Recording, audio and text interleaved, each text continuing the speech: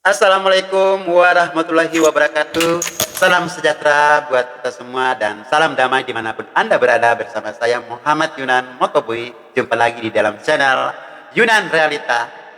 Nah, saudara, kali ini saya akan membuka episode ketiga. Minggu lalu saya berkisah tentang bagaimana seorang anak kecil yang suatu ketika dia menjadi waria setelah dia dewasa. Nah, itu sudah kupas tuntas minggu lalu dan alhamdulillah banyak sekali respon-respon publik yang datang ke saya, banyak yang bersyukur bahwa ini akan menjadi suatu pelajaran buat keluarga-keluarga di sana yang punya anak kecil, punya cucu laki, punya anak laki, dan mereka punya keponakan atau keluarga yang mempunyai anak laki. Itu sangat berharga buat pelajaran mereka untuk mendidik anak-anak mereka atau memahami perilaku-perilaku sejak dini. Nah, kali ini saya Muhammad Yunan akan berkisah tentang perjalanan saya masa SMP. Wow, masa SMP sangat menyenangkan banget bagi saya. Tentu kalian juga ya, bagaimana masa-masa SMP itu dijalani, masa-masa usia 12 tahun sampai 15 tahun. Nah, kali ini kisah saya berbeda dengan anak laki pada umumnya. Beda banget. Nah, perilaku-perilaku SMP itu sangat unik. Karena di situ mereka atau saya mulai mencari jati diri, mulai mencari identitas diri. Siapa sih saya sebenarnya? Pemirsa, kalau masa kecil saya habiskan di desa terpencil, bahkan masuk ke pedalaman, sempat tinggal di hutan, seperti ceritaku di episode kedua itu. Nah, namun di episode ketiga ini, menginjak SMP, saya sudah kembali ke rumah asal di Kota Mobagu. Karena memang tempat saya di sana, keluarga besar juga di sana. Desa juga ada keluarga besar. Namun akhirnya SMP saya balik. Di sini saya mulai menjalani kehidupan remaja, kehidupan masa remaja. Sudah mulai mengenal lingkungan seperti apa, memahami perubahan fisik saya seperti apa, dan anehnya apa yang saya alami itu berbeda dengan teman-teman cowok pada umumnya ya. Kalau ketemu saya atau ketemu dengan teman-teman pasti menceritakan kecantikan temennya, yang ada yang naksir, ada yang macam-macam lah. Kadang saya disuruh Yun, salamnya sama ini ya. Oke, tapi aku nggak pernah melakukan hal yang sama. Maksudnya saya mau naksir sama si itu. Tidak, saya diam. Saya justru mengagumi teman-teman SMP saya, di SMP saya atau teman bermain di kota saya itu. Saya melihat mereka yang tampan-tampan. Saya kagum, sebatas kagum saya nggak berani mengungkapkan apa yang di pikiran saya waktu itu. Itulah kehidupan saya masa akhir balik dan peran orang tua juga tidak sampai sejauh itu memahami perubahan kita. Mereka tidak paham apa yang kita lakukan, apa yang kita kerjakan. Suatu ketika saya mengalami hal yang tidak patut itu dialami oleh saya bersama teman-teman di kota saya itu melakukan hal yang dilarang. Saya pada dasarnya itu bersifat pasif ya, tidak melakukan duluan. Mungkin mereka melihat perangai saya kemayu gitu ya, seperti lagaknya anak perempuan ya. Makanya mungkin pikiran mereka jika diajak paling mau gitu. Itu ya, kita lakukan hal-hal seperti itu. Orang tua tidak pernah tahu karena kita lakukan sembunyi-sembunyi, kita lakukan di saat camping, atau kita lakukan saat rumah sepi, atau tidur di rumah teman karena kita belajar di sana gitu. Jadi kita lakukan dengan sembunyi-sembunyi. Memang kita apa namanya, tanpa diketahui siapapun. Nah, makanya para orang tua jangan lupa memperhatikan kehidupan anak masa SMP ya. Nah, itu penting banget pembentukan karakter mereka. Saya lakukan hal-hal seperti itu masih bersifat pasif. Ya. Tapi untuk saya mengagumi cowok itu, mengagumi teman-teman yang tampan tuh, zaman dulu itu ada, saya tuangkan dalam bentuk ini, catatan. Zaman dulu tuh ada istilahnya buku diari ya. Jadi apa yang kita alami kita catat di buku diari itu. Jadi kalau ada yang si ini, si itu tampan, saya catat 1, 2, 3 nomor nama-nama orang saya kasih nomor 1 ini, nomor 2 ini, begitu terusnya. Saya tulis, saya berhayal tentang dia, saya mengingat dia terus gitu.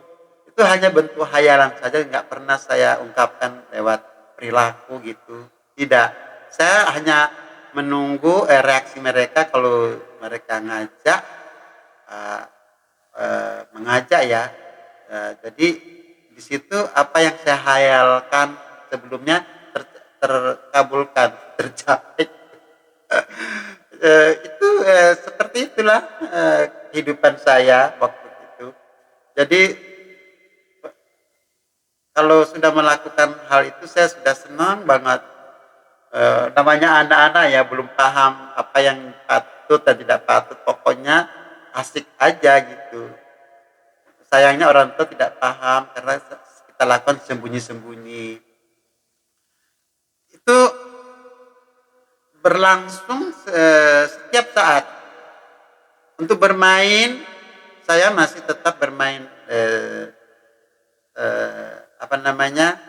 anak laki ya, bermain anak perempuan maksudnya. Tapi boneka saya sudah pasti tidak, waktu SMP sudah nggak berani ya, karena pasti ditegur sama keluarga.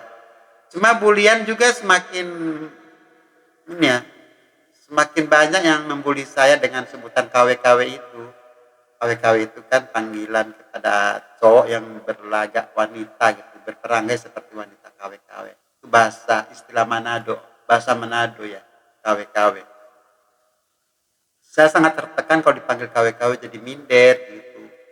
Makanya aku kalau sudah dipanggil KW-KW aku suka nangis gitu, diolok gitu. Pemirsa, jika di SD saya aktif untuk ikut kegiatan eskul atau kegiatan sekolah, lomba-lomba dan lain-lain, menyalurkan bakat saya, bahkan sempat terpilih jadi siswa teladan. Itu karena saya di sekolah SD tidak dibully ya, jadi bebas mau ngapain aja, oke aja. Berbeda di SMP, saya benar-benar tidak bisa menyalurkan hobi saya, kreativitas saya, karena saya dibully terus. Makanya minder untuk itu kegiatan eskul seperti pramuka atau kegiatan seni atau kreativitas lain ya. Paling-paling saya bisa melakukan itu kalau ada tugas pelajaran sekolah kayak tampilan gitu, aku mau. Tapi untuk tampil tampil dengan orang banyak itu saya minder, malu, takut diolok gitu, takut dipanggil KW-KW gitu. Makanya ini sangat merugikan saya karena tidak bisa menyalurkan bakat saya, talenta saya di usia seperti itu. Sangat disayangkan. Makanya mohon, ini pesan saya buat seluruh orang, jangan membuli anak SMP, anak kecil yang saat dia giat-giat lagi berkarya, berkembang, menyalurkan hobi bakat yang positif. Sayang kan kalau dibully, mengakibatkan dia minder dan malu untuk tampil. Itu merugikan dia dan merugikan kita semua gitu. Contoh saya alami. Banyak kaget akhir-akhir ini di usia seperti saya yang baru tahu ya, kaget kok Yunan seperti itu ya, dulu kan dia pendiam. Ini saya baru tahu sekarang di usia sudah tua, baru saya berani mengungkapkan berbuat sesuatu ya, apa yang saya inginkan. Tapi dulu tidak berani. Makanya teman-teman yang tahu saya sejak kecil terkaget-kaget, heran-heran. Kok dulu kan diam, orang dia nggak bisa sebetulnya bukan diam ya. Saya itu memendam perasaan saya, takut malu, takut diolok. Itulah jawaban yang sebenarnya. Sekali lagi, itulah jawaban yang sebenarnya saya waktu SD, waktu SMP itu tidak berkembang menggali potensi diri saya karena saya diolok terus, jadi malu tampil gitu. Ya mohon yang para orang lain itu jangan mengolok mereka ya. Kasihan, sayang kan, mungkin dia punya bakat apa, bakat itu tidak berkembang. Nah, di situ saya fokus ke pelajaran sekolah, makanya saya bisa masuk SMP 1, SMA 1, sekolah favorit. Untuk pendidikan agama, di samping saya mendapatkan pendidikan formal di sekolah SMP 1 Kota Mabagu, saya juga mengikuti taman pengajian Al-Quran di Masjid Raya Baitul Ma'mur Kota Mabagu. Nah, masjid ini sangat besar saat itu, di samping digunakan di sholat, bisa dimanfaatkan juga untuk para ustadz sana mengajar siswa-siswa yang mau belajar mengaji. Nah, saya salah satu santri di sana. Saya suka karena di masjid sini berkumpul teman-teman dari penjuru kota Mabagu ya. Jadi saya pergaulan itu makin luas gitu. Dan bisa akrab dengan teman-teman di luar kelurahan saya ya. Itulah sekilas pendidikan agama yang saya dapatkan di masa SMP. Namun di sisi lain saya juga perangai saya tidak berubah, tetap kemayu dan tetap banyak yang mengolok saya ya, membuli saya. Bahkan tapi ada juga yang memotivasi saya, Yunan itu kan bukan laki, bukan perempuan, bukan KW-KW maksudnya, dia itu laki kok, laki tulen, coba kita tes gitu. Makanya saya dites sama teman-teman tetangga saya itu, saya diadu domba dengan teman adik kelas saya orang Batak itu ya, teman sahabat baik saya, sekarang dia sudah sukses ya, luar biasa. Saya diadu domba dengan sama dia gitu, di pancing-pancing emosinya biar saya juga terpancing, pokoknya sampai berantem gitu, bergelut di jalan gitu. Makanya sebetulnya saya nggak pernah berantem masa kecil itu, kalaupun berantem saya paling mengalah atau lari gitu, nggak mau melawan. Tapi kali ini benar-benar saya lawan karena aku malu dibilang KW-KW, diolok, dibully, KW-KW, coba buktikan, kata teman yang lain, ayo di berantem sama, kalau kan mau berantem gitu. Karena mereka nggak pernah melihat saya berantem sama laki ya. Makanya saya diadu domba gitu sama temanku ini, tetanggaku juga. Akhirnya bergelut lah, pokoknya saya nggak mau mengalah, saya lawan tetap. Akhirnya bergelut di pinggir jalan, akhirnya kecebur di got. Di got itu got lebar yang penuh dengan air yang deras, air yang deras. Pokoknya tapi teman-teman ini nggak ada yang melerai, malah kita aku disorak-sorak gitu. Pokoknya jadi tontonan mereka deh, nggak ada yang melerai atau menghalangi atau gimana gitu. Karena memang tujuan mereka biar saya tuh terbukti saya bukan KW-KW gitu, KW itu bencong gitu. Nah, saya tuh membuktikan gitu karena malu gitu. Akhirnya saya panas-panasin, akhirnya bergelut di got yang airnya itu sumber airnya dari kandang babi. Wow, baunya minta ampun. Ya Allah, aku sangat mengingat peristiwa itu, sangat berkesan. Itu peristiwa yang luar biasa. Bersama teman saya yang sekarang sudah sukses, luar biasa. Orang Batak ini, dia adalah sahabat saya, tapi karena diadu ya udah lawan aja. Itulah salah satu kejadian yang saya alami di masa SMP. Saat kelas 3 atau tepatnya tahun 83 ya, 84 ya, saya mulai memberanikan dekat dengan orang-orang, anak laki-laki yang tampan-tampan yang saya kagumi gitu, tapi dengan cara halus. Contohnya ketika kalau di tetangga saya itu ada, saya suka kalau dia mau sholat tarawih tuh saya nunggu gitu dia lewat. Kalau dia lewat saya ikuti gitu, saya buntuti gitu agar tidak menyolok. Jadi saya amati, saya diam dulu di tempat sepi, mengintai dia apa sudah lewat atau belum. Kalau dia sudah lewat, aku pura-pura berbarengan gitu. Tujuannya biar satu saf sama dia gitu. Itu caranya mereka tanpa mereka ketahui bahwa saya tuh suka sama dia. Hanya dengan perilaku saya aja mau mendekatkan diri. Terus ada juga kadang-kadang aku duluan ke masjid gitu.